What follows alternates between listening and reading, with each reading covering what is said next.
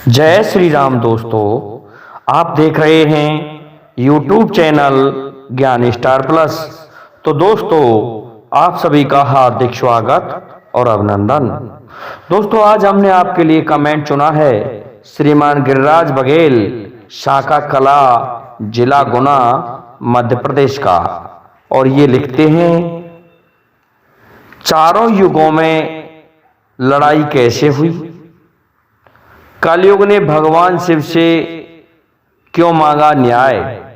तो दोस्तों, देखते हैं इनके कमेंट का उत्तर। तब तक आप सभी से मेरा एक निवेदन है कि जिन भाइयों ने अभी तक हमारे चैनल को सब्सक्राइब नहीं किया है, तो वे भाई हमारे चैनल को सब्सक्राइब अवश्य कर दें, साथ ही बेल आइकन को भी प्रेस कर दें, जिससे कि आने वाले वीडियो का नोटिफिकेशन आपको मिलता रहे। तो दोस्तों, आते हैं मूल प्रसंग पर।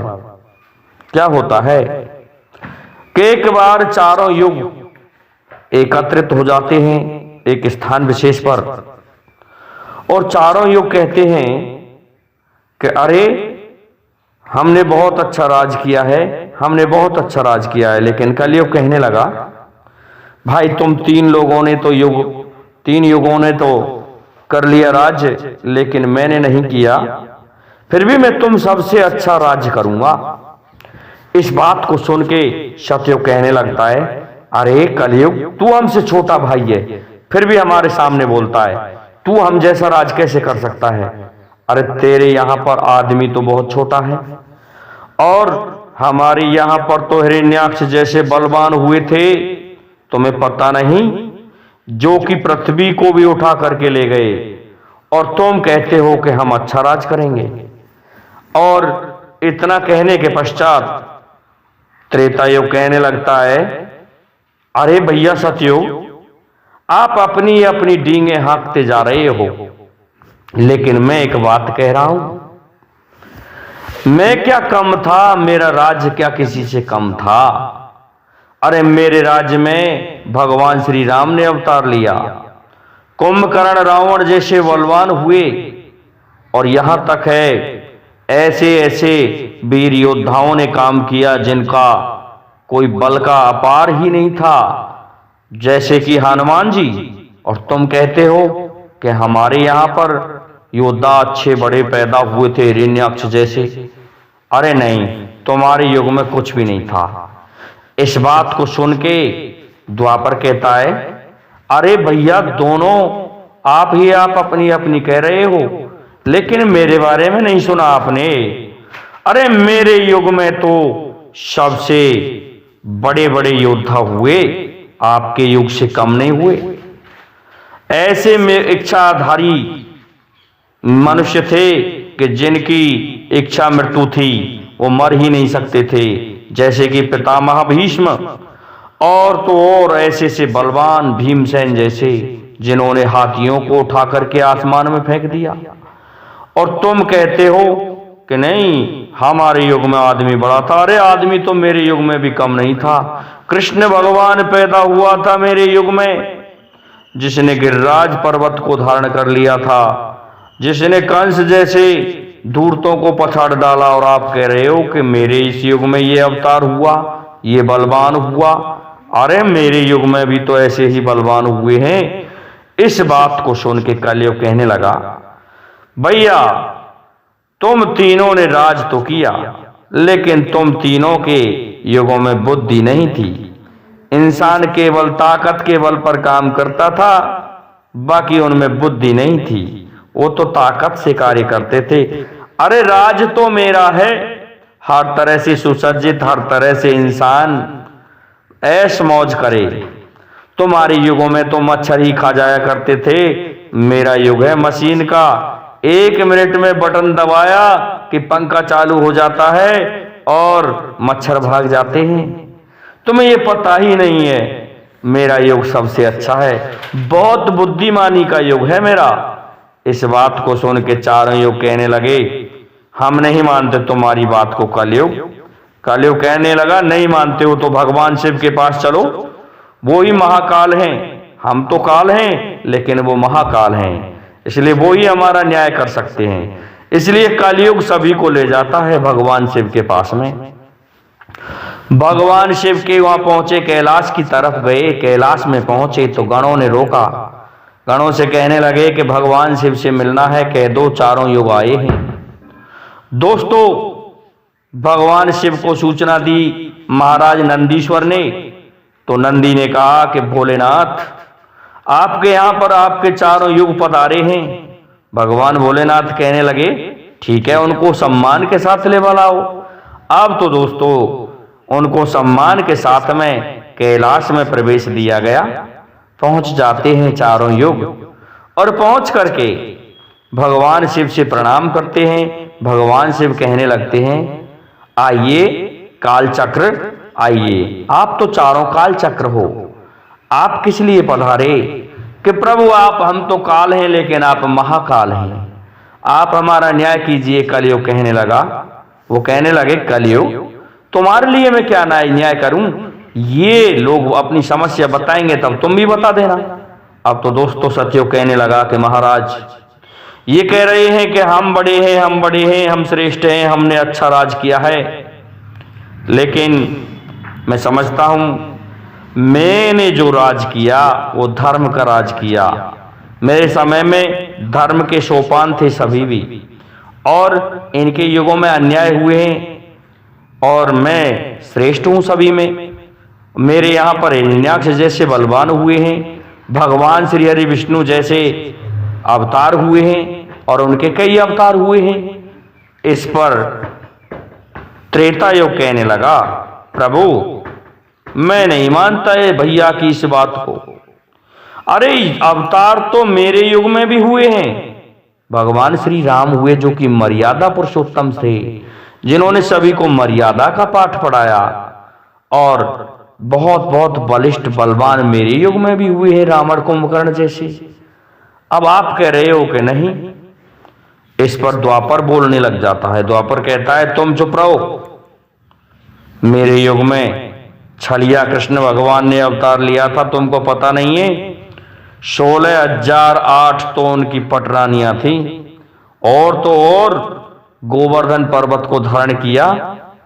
यहां तक है कंस कालियावन जैसे धूर्तों को मारा, और तो और भीष्म जैसे इच्छा मृत्यु वाले पैदा हुए, भीमसेन जैसे बलवान हुए जिन्होंने हाथियों को उठा करके आसमान में फेंक दिया।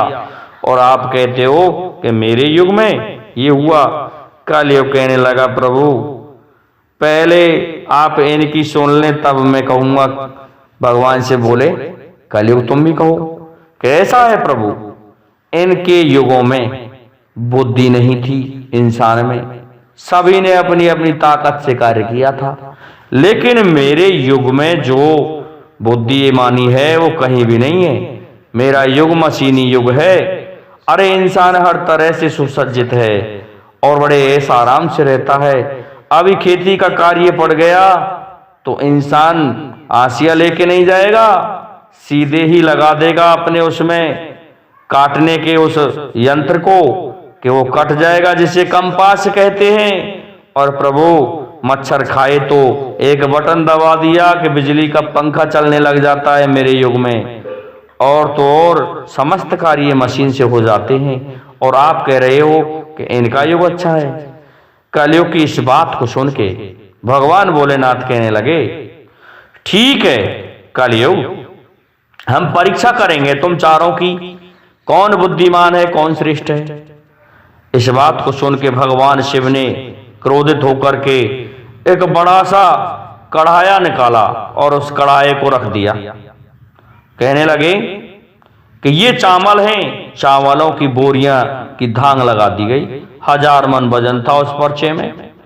अब उस पर्चा को कहने लगे कि इसको उठाना है और इसमें ये चावल पकने हैं और ईंधन लेके आना है, और आप पकाइए भोजन, ये ईंधन भी पास में ही है। सबसे पहले बारी सतयुग की है। सतयुग बोला, ठीक है प्रभु, जैसी आज्ञा। सतयुग ने दोस्तों एक आदमी उत्पन्न किया। उस आदमी ने आकर के सतयुग की बात मान के भट्टी खोद दी, और भट्टी खोद करके एक ही उंगली से ही उस कढ़ाई को उठा लिया, उठा के उस कढ़ा को रख दिया भट्टी पर और पेड़ों को तोड़ मरोड़ के लकड़ी ले आया और झोंकने लग गया। लकड़ी चावल पक गए। कहने लगा प्रभु आपके जितने भी गण हैं उन सभी को जिमाऊंगा। दोस्तों सभी को जिमा दिया। अब तो कोई बात नहीं, भगवान से बोले ठीक है आप बैठ जाओ, अपने युग के आदमी को भेज दो। इसके पश्चात नंबर आता है त्रेता युग का। त्रेता युग से कहने लगे कि अब आप पकाइए इसी तरह से और नई भट्टी खुदेगी, इस भट्टी से काम नहीं चलेगा। तो दोस्तों त्रेता युग ने भी अपना एक आदमी उत्पन्न किया। उस व्यक्ति ने क्या किया कि दोस्तों भट्टी खोद डाली। भट्टी खोद के एक हाथ से उठा के उस कढ़ाई को रख दिया। दोस्तों सतयुग में इतनी ताकत थी कि एक उंगली से धर दिया, लेकिन त्रेता युग में हाथ से रखा गया था और रख के चावलों को पका दिया और कहने लगे प्रभु चावल पक गए, अब मैं आपके गणों को बुलाता हूं। तो समस्त गणों को बिठा करके उन्होंने परोसगानी कर दी और सभी के लिए भोजन करा दिया। इसके पश्चात नंबर आता है दोस्तों द्वापर युग का। द्वापर युग ने एक आदमी उत्पन्न किया और कहा कि इस तरह से इसमें चावल पकाने हैं। वो बोला स्वामी जैसी आपकी आज्ञा, मैं अभी अभी चावल पकाए देता हूं और मैं समस्त गणों को भोजन करवा दूंगा। अब तो दोस्तों द्वापर युग के व्यक्ति ने भी ऐसा ही किया। भट्टी खोद दी और दोनों हाथों से उठा के उस कढ़ाई को रख दिया। अब तो दोस्तों दोनों हाथों से कढ़ाई को रखने के पश्चात चावल पक जाते हैं और सभी को भोजन करा दिया। इसके पश्चात बारी आती है कलयुग की। कलयुग से कहने लगे भगवान से अरे रहने दो भाई, तुम्हारे युग का आदमी छोटा सा है, तुम इस परीक्षा में क्यों भाग लेना चाहते हो। कलयुग कहने लगा नहीं प्रभु, मेरे आदमी में बुद्धि ज्यादा है, इनमें ताकत ज्यादा है, लेकिन मेरे युग के आदमी में बुद्धि ज्यादा है और श्रेष्ठ वही होता है जिसमें बुद्धि होती है। कहने लगे प्रभु ठीक है तो पकाइए चावल। दोस्तों चावलों का ढेर लगा हुआ था और कढ़ाया था। उस व्यक्ति ने क्या किया, लेकर के अपने अस्त्र शस्त्रों को और उस कढ़ाई के नीचे ही भट्टी खोदना प्रारंभ कर दिया। उसने कढ़ाई के नीचे ही भट्टी खोद डाली और खोद करके लकड़ियां वो तीनों युगों के आदमी तोड़ लाए थे बहुत अधिक मात्रा में। उन लकड़ियों को उसने उसमें दे दिया। अब तो दोस्तों उस छोटे से आदमी ने, जो कि कलयुग ने भेजा था, चावलों को पका दिया। कहने लगा प्रभु मैंने चावल पका दिए और अब मैं आपके समस्त गणों को भोजन कराऊंगा, आप मेरा तमाशा देखते रहें। दोस्तों कुर्सी बिछा ली है बढ़िया अच्छी मूडी, उस पर बैठ जाता है वह कलयुग का आदमी। भगवान शिव के 4 गणों से कहने लगा अरे भोजन पक गया, आप सभी को बिठा के इनको परोसो और इनको भोजन खिलाओ। दोस्तों इस बात से वो गण भी प्रसन्न हो गए थे कि भाई हमें मौका दिया परोसने का, ये परोपकार का काम है। उन गणों ने उस कलयुग के व्यक्ति का आदेश मान करके सभी को बिठा करके भोजन करा दिया। सभी ने बड़े आराम से भोजन किया। अब तो भगवान से हंसने लगे, कहने लगे कि भाई बात कुछ भी हो, कलयुग ने मुझसे पहले ही कह दिया था कि ऐसा है मेरा युग बुद्धिमानी का है, इसलिए श्रेष्ठ युग तो कलयुग ही है। उसने कहा था कि मच्छर खाते हैं तो एक बटन दबाया मैं पंखा चला देता हूं, गर्मी लगती है तो एक बटन दबाया एसी कूलर पंखे चलने लग जाते हैं, और तो और पानी की आवश्यकता हुई कि बटन दबाया कि पानी ऊपर आ जाता है बोर लगा करके, और तुम लोगों ने तो ताकत से लेज बाल्टियों से पानी खींचा है। इसलिए श्रेष्ठ तो कलयुग का व्यक्ति है, कलयुग का राज सर्वश्रेष्ठ है। तो दोस्तों इस प्रकार से परीक्षा हुई। मैं समझता हूं श्रीमान गिरिराज बघेल जी आपको आपके प्रश्न का उत्तर मिल गया होगा। इसलिए अब आप सभी से मेरा निवेदन है, मेरे श्रोतागणों से निवेदन है कि हमारे इस वीडियो को लाइक शेयर और सब्सक्राइब करें, साथ ही बेल आइकन को भी प्रेस कर दें, जिससे कि आने वाले वीडियो का नोटिफिकेशन आपको मिलता रहे। जय हिंद, जय भारत, जय जय श्री राधे, जय जय श्री राम।